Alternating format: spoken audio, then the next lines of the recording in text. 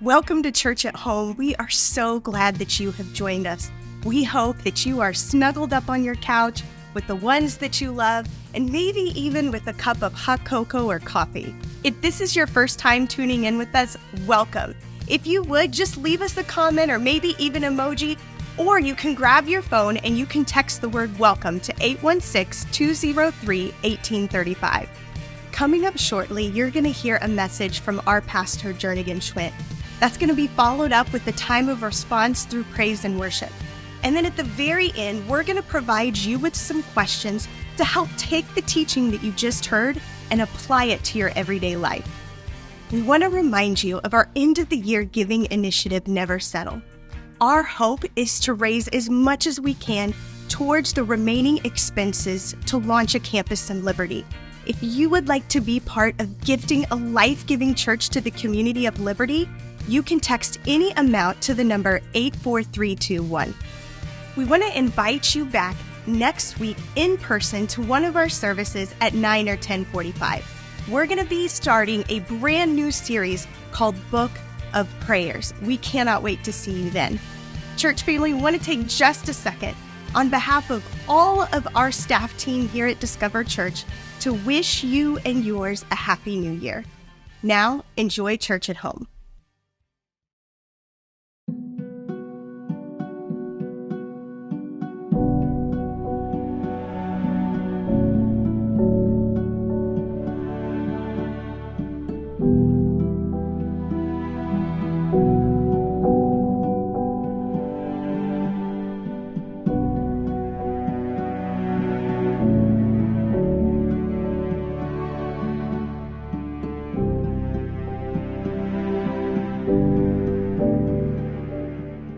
Uncertainty, instability.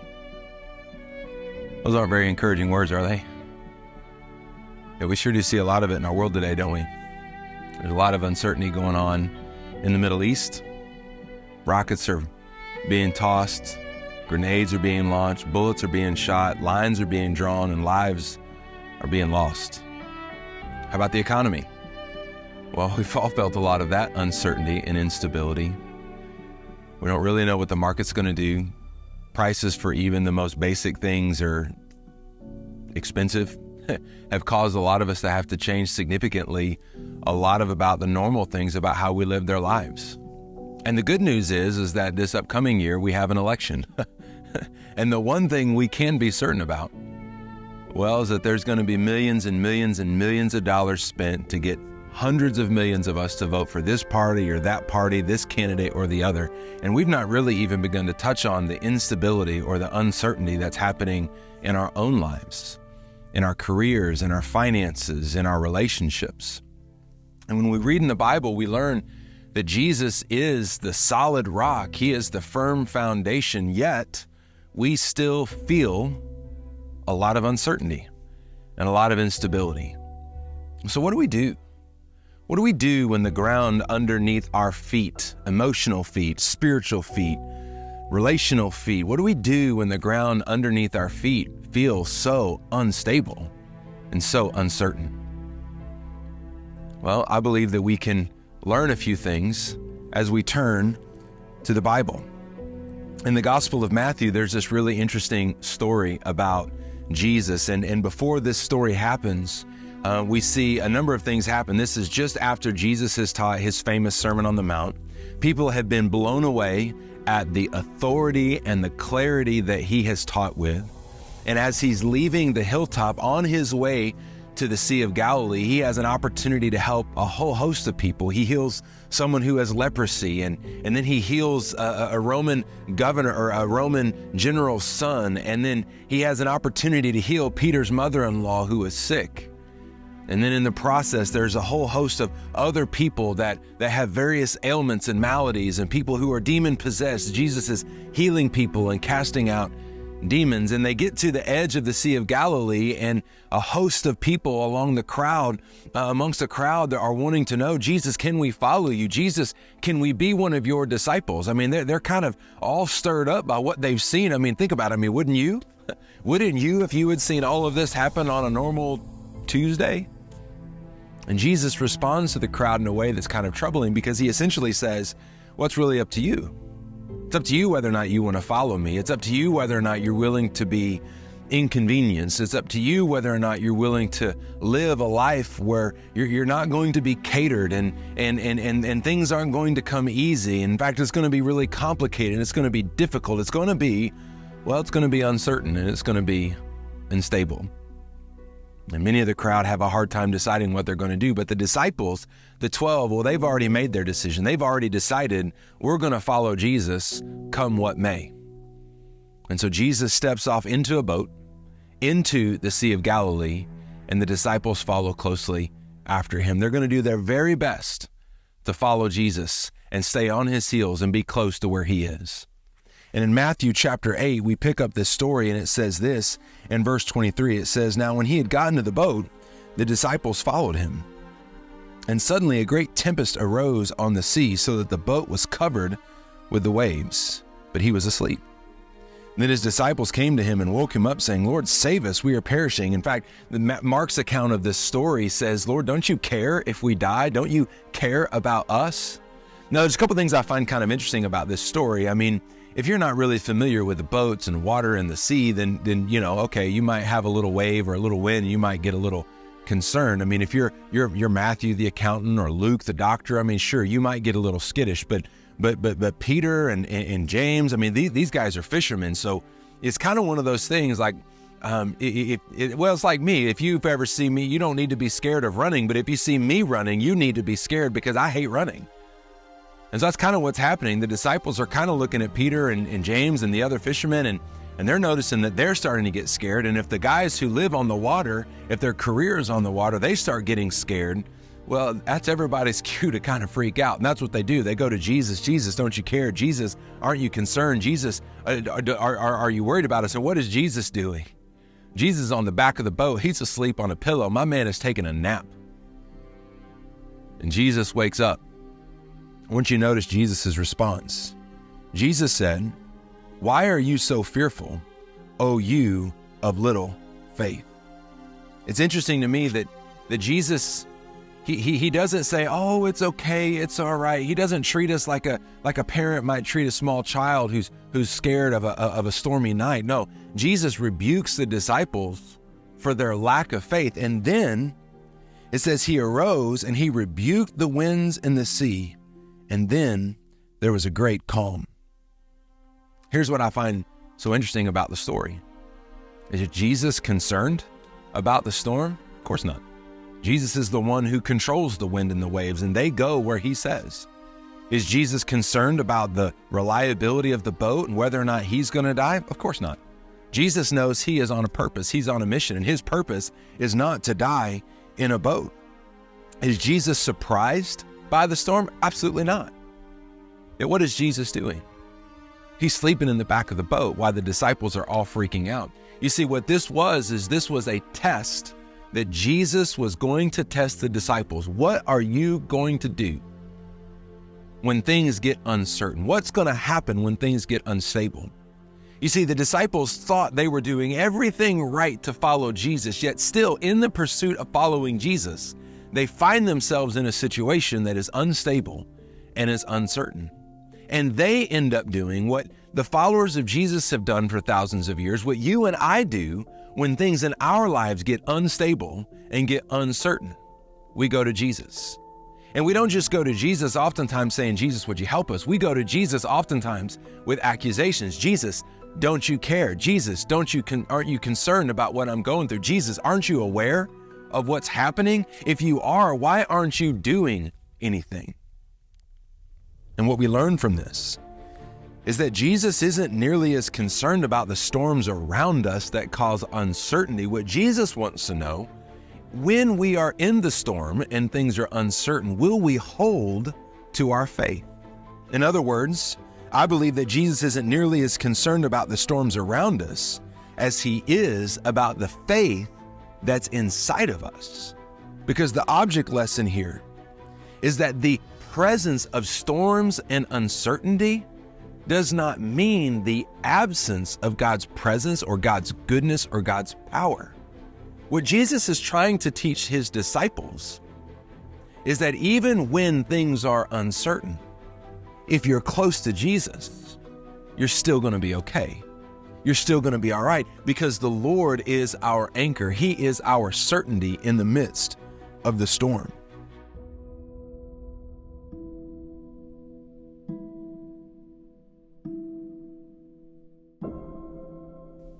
And as we fast forward the story by several months, we see that this is a lesson that Peter did not quickly forget.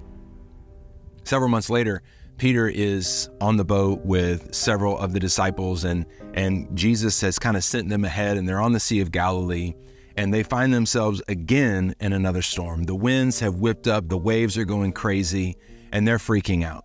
And Jesus kind of does, this Jesus thing where he comes to the edge of the water, sees them out in the water, and he just walks on top of it, headed their way.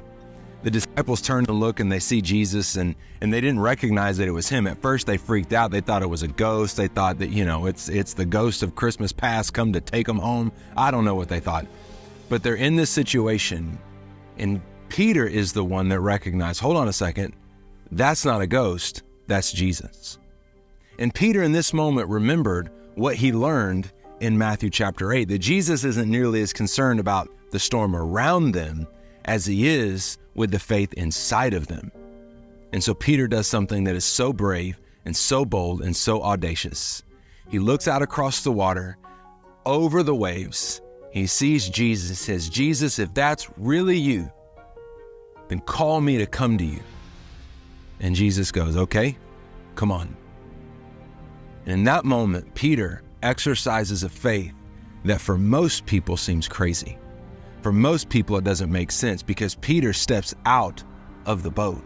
He steps out of the comfort zone. He steps out of the comfortable, complacent place. He steps out of the thing that he reasonably ought to have been holding on to in the midst of uncertainty and instability. He leaves his lifeline. He leaves what he knew. He leaves what felt comfortable, and he goes to Jesus because Peter remembered.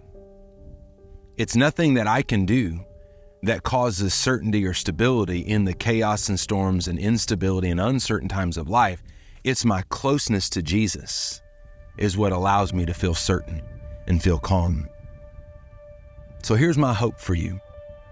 Don't allow the presence of uncertainty or instability cause fear and doubt for you. Don't allow the presence of chaos and confusion to cause panic. Don't allow the chaos and the overwhelming loud voices that you hear around you and in the news and everybody's opinions and how everybody feels and thinks about all of the things, or allow the giant feeling of the waves of fear and doubt and shame, or the reality of your relational situation, or the proximity of the waves crashing over and bringing all of that chaos into your life.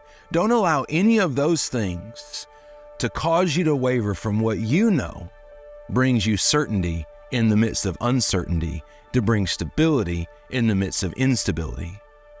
Because what we have learned is that when we are close to Jesus, he brings peace in the midst of all of the storm. And as you face these storms and as you go through chaos, here's what you might find. You might actually find that you prefer a little bit of instability. You might find that you prefer a little bit of uncertainty, because certainty and stability is kind of boring. Certainty and stability is just kind of monotonous. You may find that you long for a little bit of uncertainty and instability, because when everything is certain and everything is stable, do you really need Jesus? You see, it's in the moments of uncertainty and instability that you're reminded, the closer I am to Jesus, the more peaceful I am. The closer I am to Jesus, the quieter all the noises. The closer that I am to Jesus, the more stable the ground under my relational, my career, my financial, my spiritual feet, the more stable the ground under my feet is. Why? Well, because Jesus is not so concerned about the storms around us. He's concerned about the faith in us, because Jesus knows what he can do when we come to him in the midst of our instability and uncertainty. and He can speak to the storms and the chaos in your life. Peace, be still.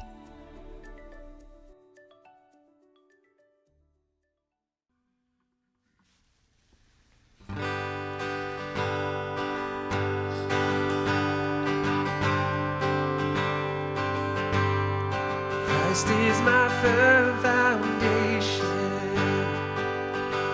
the rock on which I stand, when everything around me is shaking. I've never been more glad that I put my faith in Jesus.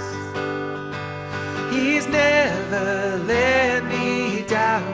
He's faithful through generations. So why would He fail now? He won't. He won't. 'Cause I still got joy in chaos. I've got peace that makes no sense, and I won't be going under. I'm not held by my own strength, 'cause I built my life on Jesus. He's never let me down. He's faithful in every season. So why would He fail now? He won't. He won't. He won't fail. He won't fail.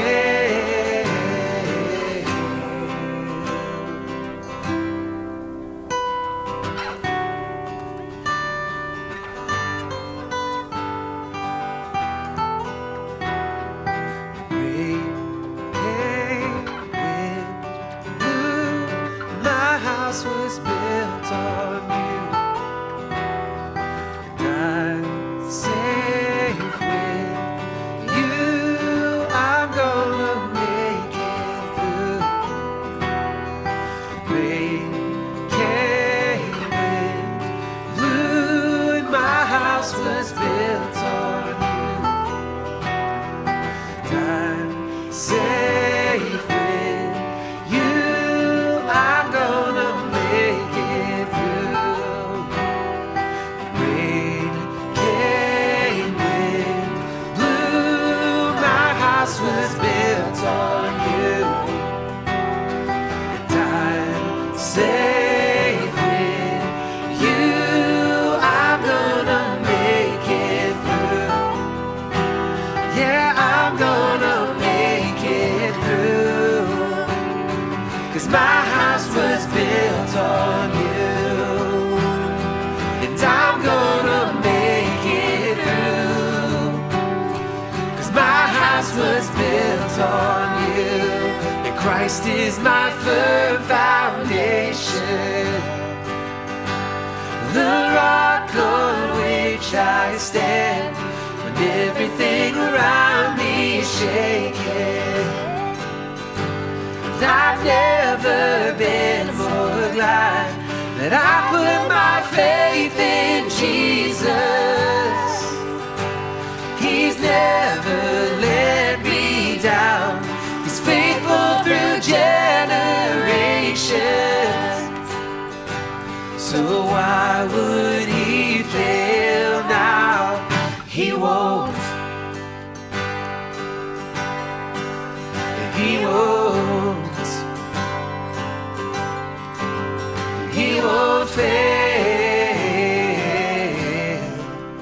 He won't fail.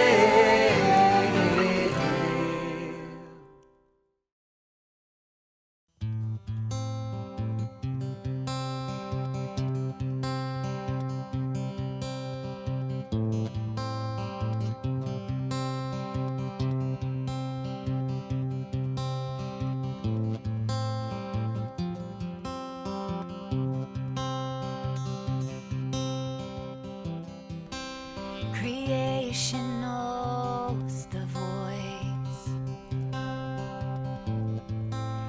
that spoke into the void, the breath that brought the dust to life, and sang the stars to form. The darkness fears the voice that drove it back before. And though the night is long, I know your light will drive it back once more.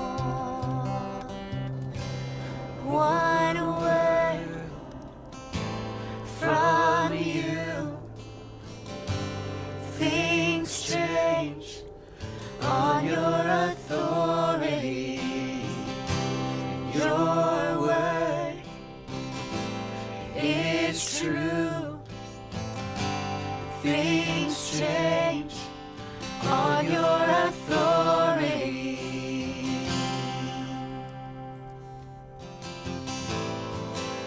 My fight is not my own. Its end is in your hand. I worship you because I know all things must bow to your command. One word from you, things change on your authority. Your word is true. Things change on your authority. Will heaven not prevailing? Strongholds not be moved? Will spirits not be silenced and cower at his rule? For if my God is for me, then what have I to fear? And I will not deny him the glory that is his.